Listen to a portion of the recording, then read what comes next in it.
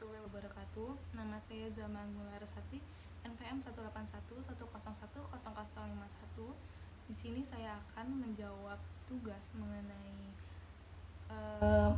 pelajaran Kavita serta pendidikan Islam, yaitu yang pertama, jelaskan konsep pendidik dan peserta didik dalam perspektif Islam. Nah, secara umum pendidik adalah orang yang memiliki tanggung jawab untuk mendidik.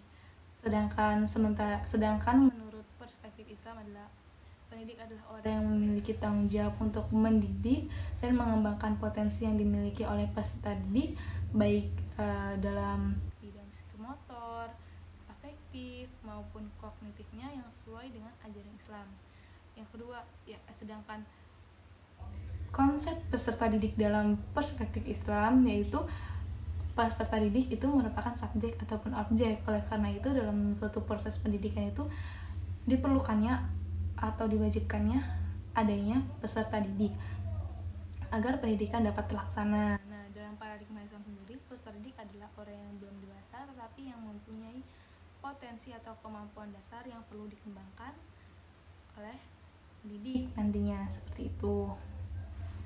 Yang kedua yaitu mengenai menjelaskan kewajiban seorang pendidik dalam perspektif Islam. Nah, di sini saya akan mengambil menurut Imam Al-Ghazali. Beliau mengatakan bahwasannya kewajiban seorang pendidik yang pertama harus menaruh kasih sayang terhadap muridnya seperti anak kita sendiri. Seperti sabda Rasulullah, sesungguhnya saya bagi kamu adalah ibarat bapak dengan anak. Oleh karena itu seorang pendidik harus mengajar muridnya, melayani muridnya selayaknya dia mengajar anaknya sendiri dengan penuh kasih sayang begitu.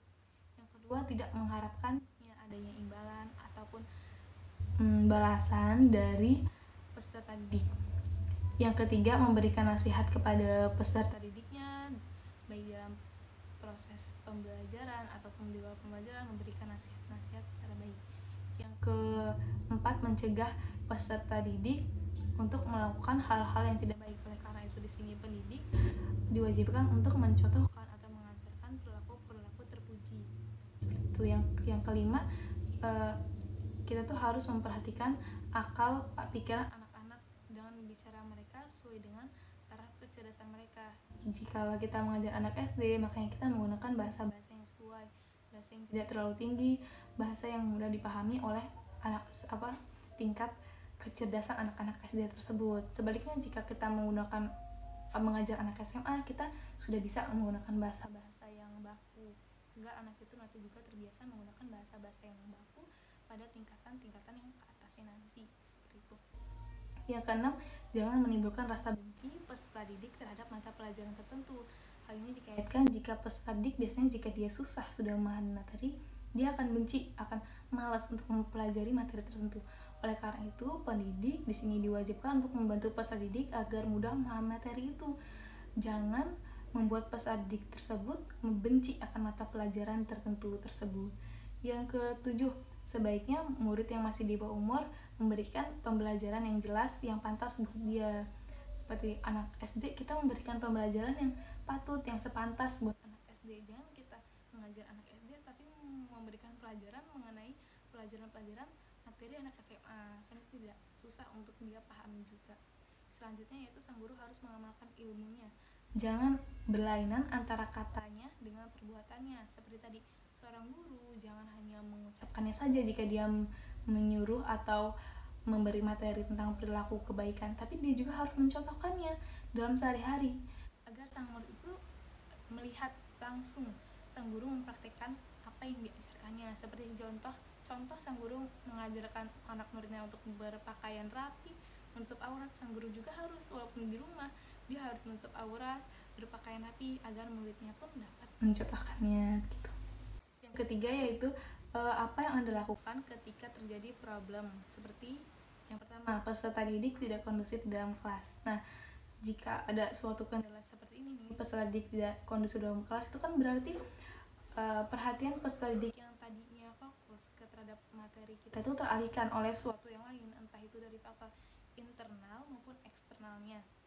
Oleh karena itu, kita sebagai pendidik harus menarik kembali perhatian mereka dengan menggunakan komunikasi yang jelas gitu. Seperti contohnya kita tiba-tiba, nah ibu punya cerita nih, oleh karena itu kan dia tadinya tidak tertarik, tiba-tiba perhatiannya teralihkan kembali menjadi tertarik dengan apa yang kita sampaikan.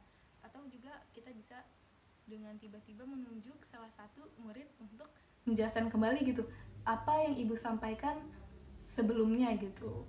Nah oleh karena itu otomatis murid-murid yang lain pun akan sibuk dan akan takut untuk ditanya. Oleh karena itu dia akan cepat-cepat untuk memfokuskan perhatiannya kepada pembelajaran lagi, karena dia takut ditanya dan tidak mengerti. Jika ditanya dia tidak bisa jawab, seperti itu kan ya. Itu jawaban dari saya.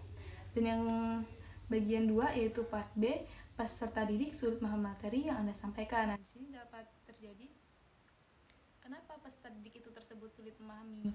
Adakah karena media atau metode yang kita ajarkan salah, atau bagaimana jika misalnya kita terlalu sering menggunakan metode ceramah tapi peserta didik ternyata itu tidak suka. Peserta didik lebih suka menggunakan metode yang ada media gambarnya atau menggunakan film seperti sejarah. Itu kan kalau menggunakan ceramah kurang kondusif tuh, jadi peserta didik biasanya kurang memahami materi, dia lebih suka dengan penayangan film seperti itu kan ya.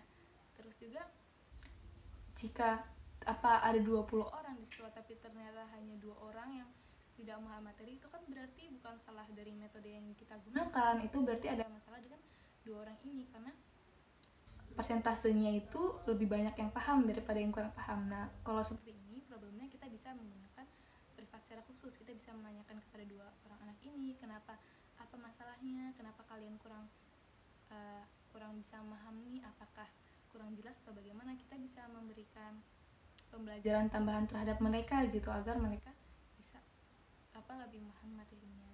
Nah cukup sekian jawaban saya mengenai tugas-tugas atau pertanyaan yang sudah ibu share di Google Classroom. Mohon maaf apabila ada salah kata. Terima kasih. Wassalamualaikum warahmatullahi wabarakatuh.